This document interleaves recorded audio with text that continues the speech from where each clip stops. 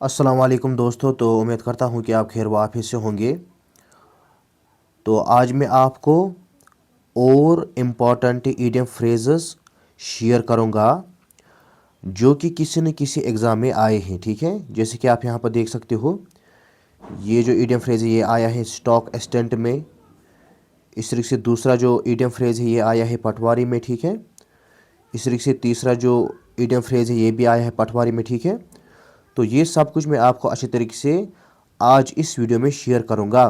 तो वीडियो को शुरू करने से पहले आप सबसे गुजारिश है कि अगर अभी तक आपने हमारे YouTube चैनल को सब्सक्राइब नहीं किया है तो प्लीज़ सब्सक्राइब कीजिए और इस वीडियो को अपने दोस्तों में शेयर कीजिए। ठीक है, तो ये बहुत इंपॉर्टेंट ईडियम फ्रेजेस हैं अपकमिंग JKP कांस्टेबल एग्ज़ाम के लिए। ठीक है, तो वीडियो को शुरू करने से पहले आप सबसे गुजारिश है कि अगर अभी तक आपने हमारे YouTube चैनल को सब्सक्राइब नहीं किया है तो प्लीज़ सब्सक्राइब कीजिए और इस वीडियो को अपने दोस्तों में शेयर कीजिए। और इसके साथ ही साथ अगर आप इस PDF को देखना चाहते हो तो मैंने ये अपलोड किया है टेलीग्राम चैनल पर, आप वहाँ से इस PDF को देख सकते हो।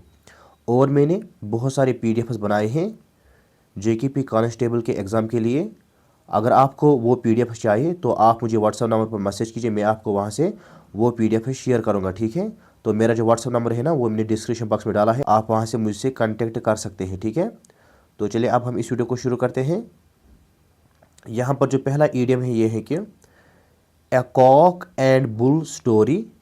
ए कॉक एंड बुल स्टोरी, तो इसका मतलब क्या है? इन चार ऑप्शन में से इसका मतलब होता है option number A part absurd and unbelievable, यानी बेबुनियाद और नाकाबिल यकीन कहानी हम कहते हैं किसको? ए कॉक एंड बुल स्टोरी। ठीक है, अब हम आगे पढ़ेंगे। अब यहाँ पर दूसरा ईडियम यह है कि ए बनाना रिपब्लिक, तो इसका माने क्या होता है?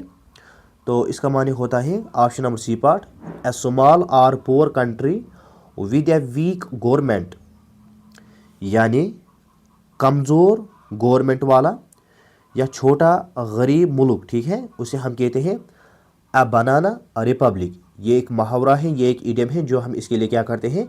इस्तेमाल करते हैं पुअर कंट्री के लिए और इसके साथ साथ वीक गवर्नमेंट के लिए। ठीक है, अब यहाँ पर तीसरा मुहावरा यह है कि to show the white feather. To show the white feather ये आया है पटवारी एग्जाम में। तो इसका मतलब क्या है? इन चार ऑप्शन में से इसका मतलब है option number C part to act as cowardice. To act as cowardice यानी बुजदिली दिखाना, ये हम कहते हैं to show the white feather. ठीक है, अब हम आगे पढ़ेंगे। अब यहाँ पर फोर्थ वाला ये है कि ब्रेक द आइस, ये भी पटवारी एग्जाम में आया है, ब्रेक द आइस। तो इसका मतलब क्या है? इसका मतलब है option number C part to commence an interaction, यानी बातचीत शुरू करना, उसे हम कहते हैं ब्रेक द आइस।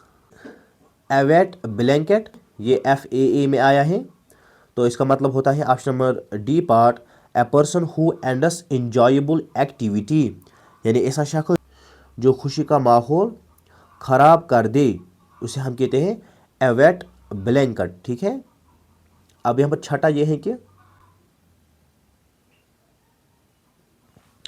ये आया था JKP कांस्टेबल में विल ओ देविसप।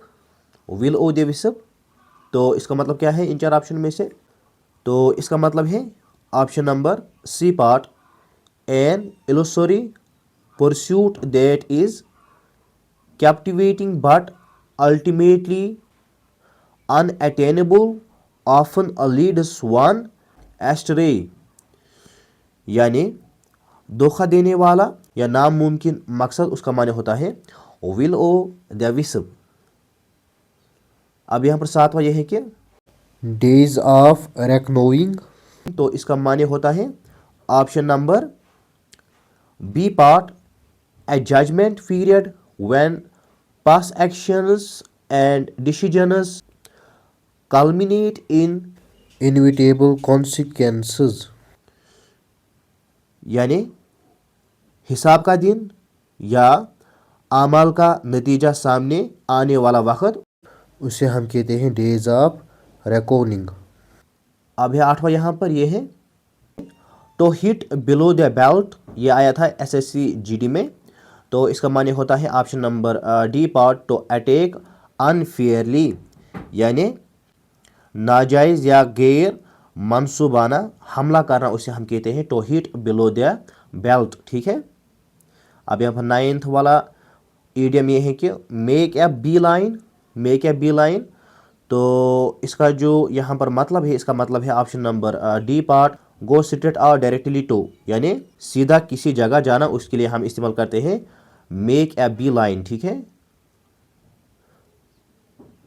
अब यहाँ पर 10th वाला ये है कि तो पुल ए फास्ट वन ऑन समवन।